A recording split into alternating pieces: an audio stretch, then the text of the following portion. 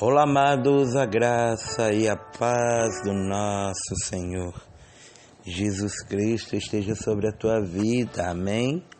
Dando continuidade à série de mensagens e já estamos na sexta parte, ainda da segunda igreja da Ásia Menor, a saber, igreja de Esmirna, amém? Texto base, segundo capítulo do livro do Apocalipse, capítulo 2, verso 7, que diz o seguinte: quem tem ouvido ouça o que o Espírito diz às igrejas. Amém? Se você pode, te peço por gentileza, ora comigo assim. Eterno Deus, bendito Pai, Senhor Criador dos céus e da terra, Deus que tudo pode, tudo faz e que tudo vê. Senhor, te pedimos perdão uma vez mais dos nossos pecados, para que nos tornemos dignos, Senhor, de ser o mensageiro da Tua palavra, em nome de Jesus. Amém. Sabe, amados, a igreja de Esmirna, como já ouvimos dito, né? Muitas coisas interessantes acerca da pobreza para os homens, mas para Deus havia uma riqueza essa que é notório e conseguimos identificar através da palavra do Eterno, a saber, a palavra de Deus. Também ouvimos anteriormente sobre a blasfêmia dos falsos judeus, mas a gente também vai perceber que a Bíblia vai nos dizer, no verso 10, que esta igreja, a saber, a igreja de Esmirna, ela não teria que temer as coisas que ela teria de sofrer. O conforto oferecido por Jesus não é livramento do sofrimento. Ele anima os discípulos em Esmirna a não desistirem diante das tribulações que viriam logo, ou seja, antes de ocorrer, Jesus já estava avisando aos crentes de Esmirna, pois covardes não têm esperança em Cristo. E quando a gente vê tudo isso, a gente percebe que pessoas que fogem de sua responsabilidade diante de Jesus por meio de sofrer, não são dignas da comunhão com Ele. Porque muitas vezes a gente quer servir a Cristo do nosso jeito, da maneira que nos convém, e uma vez que estamos sendo perseguidos, a gente quer desistir, quer parar. A Bíblia sempre vai falar sobre a fraqueza, sobre a covardia. E quando eu olho para a palavra do Senhor, eu também percebo que o Senhor, Ele vai nos encorajar, que o Senhor sempre vai falar conosco. Por quê? Porque quando muitas vezes a gente acha que chegamos ao nosso limite, Deus se revela através da sua palavra e fala aos nossos corações. Coisa boa é ouvir a voz de Deus. Coisa boa é ser lapidado na presença do Senhor. Às vezes nós nos achamos tão incapazes, sabe?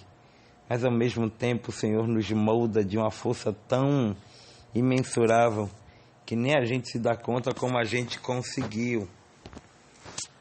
E não adianta a gente achar ou tentar ou querer fugir da responsabilidade. As pessoas, sabe, que ensinam que o servo fiel será próspero e livre de sofrimento, nesta vida não acreditam nas palavras de Jesus, que mandou que Jesus mandou a igreja em Esmirna, ou seja, quando a gente quer um evangelho de facilidade, um evangelho light, a gente se esquece que evangelho é renúncia, de que servir a Cristo é renunciar. Então, quando a gente percebe, a gente também vai ver que aqui fala que o diabo está para lançar em prisão alguns dentre vós. O diabo é visto como a fonte de perseguição. Alguns desta igreja seriam presos e provavelmente aguardariam o julgamento e até a possível morte. Sabe? É muito interessante acerca desta igreja, porque quando a gente vai ver que ainda vai falar que nós seremos postos à prova e teremos tribulações de 10 dias, o efeito da tribulação seria de provar a fé desses cristãos. A sua lealdade a Cristo seria testada sobre ameaças de morte.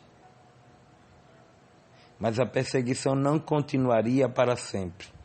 10 dias sugere um tempo curto, mas completo. Seria uma aprovação completa, mas teria um fim. Por quê? Porque a nossa vida tem que muitas vezes confrontar o pecado. O nosso viver não é viver para viver no comodismo, mas é o viver de muitas vezes ser perseguido. É bem verdade de que a Bíblia fala sobre 10 dias, mas uma hora acaba. Uma hora Deus se revela. Uma hora Deus, brada, e a gente certamente vai entender o que a Bíblia quer dizer. Entender o que a Bíblia fala na íntegra. Porque tudo nos leva a crer aos dias atuais. Por ter vínculos fortes com a idolatria oficial de Roma, Esmirna se tornou uma cidade perigosa para os cristãos. Esta carta fala sobre as perseguições que viriam até décadas depois do Apocalipse. Perseguições atingiriam seguidores de Cristo na cidade. Mas o Senhor, eis que nos dá um alento a dizer-nos para cada um de nós: ser fiel até a morte. Fidelidade não é para muitos. Muitas vezes os fiéis são os poucos, mas ainda assim obtém de Cristo recompensa. O fim desta perseguição para alguns poderia ser a própria morte. Mesmo assim, eles deveriam ser fiéis. Às vezes, arrumamos qualquer desculpa para não fazer algo que Deus pede. Mas nada, nem a nossa própria vida, deve ser mais importante do que a nossa fidelidade a Deus. E qual seria a recompensa, pastor, dessa fidelidade? A coroa da vida. E dar-te-ei a coroa da vida. A palavra coroa vem do grego Stéphanos, se refere à coroa, à vitória. A coroa da vida vem de Deus, o único que pode dar a vida. João, capítulo 5, verso 26. João 14, 6. 1 João, capítulo 1, verso 1 e 2. Aqueles que amam a vinda de Jesus receberão a coroa da vida. 2 Timóteo 4, 8. E quem tem ouvido, ouça o que o Espírito diz às igrejas. Os sinais estão se cumprindo. Jesus está voltando. E a recompensa é: aqueles que permanecerem fiéis diante das perseguições serão vencedores em Cristo.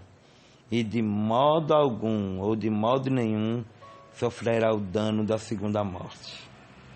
Com tudo isso, entendemos de que morar em Esmirna no primeiro século não seria fácil para o discípulo de Jesus. Além das perseguições pelos judeus, eles enfrentavam a ameaça mais organizada e mais poderosa, a idolatria oficial, juntando a religião, a força do governo, prometia uma perseguição perigosa aos cristãos da cidade, tentando-os a abandonarem a sua fé para melhorar as suas circunstâncias ou até evitar a morte violenta. E com tudo isso, eu olho para os dias atuais e percebo muito da igreja de Esmirna. Eu olho muita coisa que Esmirna passou e nós hoje passamos. Perseguições, prova da fidelidade e, acima de tudo, sabe, tanta coisa. O diabo não tem brincado de ser diabo, mas muitos crentes estão brincando de ser crente. Muitos não estão nem aí. E quando a gente olha que o primeiro e o último que esteve morto e tornou a viver, a saber, Cristo, nos ensina e está nos ensinando todos os dias a viver a palavra da maneira que ela é e não da maneira que nós imaginamos.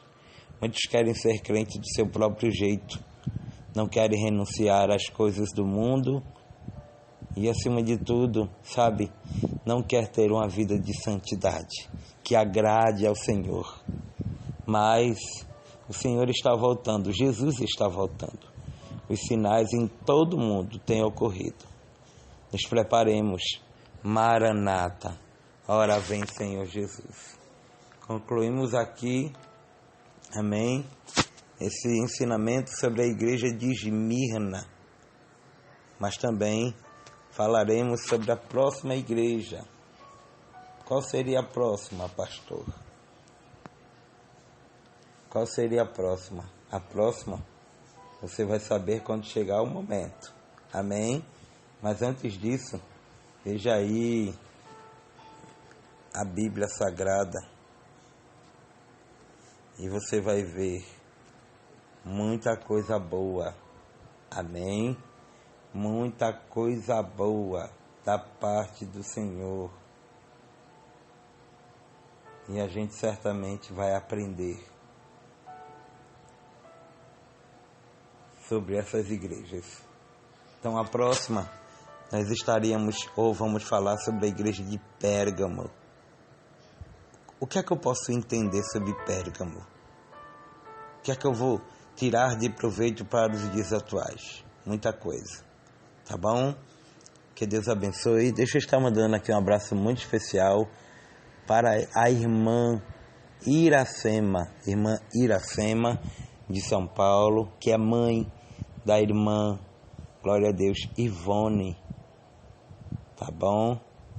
Que Deus abençoe a irmã Iracema, que Deus abençoe também a irmã, glória a Deus, a irmã Rosângela da Bahia. Que Deus abençoe a senhora, serva do Senhor. Que Deus também possa estar abençoando a serva do Senhor. Amém? A serva do Senhor.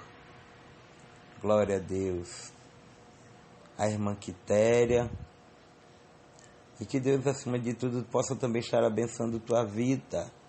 Em nome de Jesus. Até a próxima mensagem. Se o Santo Espírito assim permitir, continuando, e desta feita agora iniciando sobre a igreja de Pérgamo. Amém? Que Deus te abençoe. A paz do nosso Senhor Jesus Cristo e um abraço para todos vocês, desde agora e para todo sempre. Que o amigo Espírito Santo esteja cuidando de cada um de vocês. Em nome de Jesus. Glória!